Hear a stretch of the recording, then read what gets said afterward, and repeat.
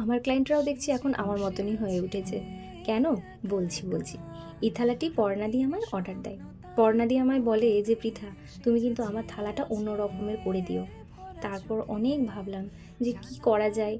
তারপরে দেখি দিদি আমায় একটা ছবি পাঠায়, বলল যে তুমি আমার এই ধরনেরই করে দিও।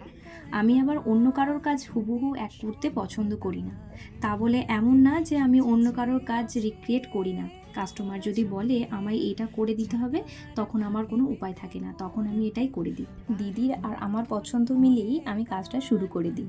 নীল, লাল এগুলো তো অনেক করেছি, এটা বেশ নতুনত্ব লাগলো।